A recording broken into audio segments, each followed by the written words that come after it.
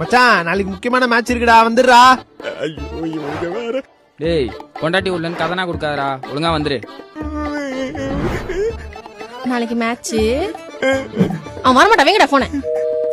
என்னடா இவன்?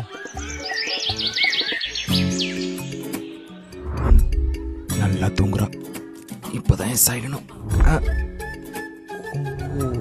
அவ்வளவு சாரா அப்படியே அப்படி எப்படியோ வெளியே வந்துட்டோம்.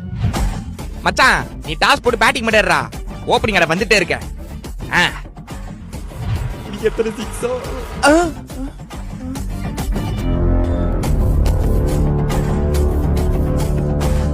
ஐயோ எப்படி கண்டுபிடிச்சிருப்பா.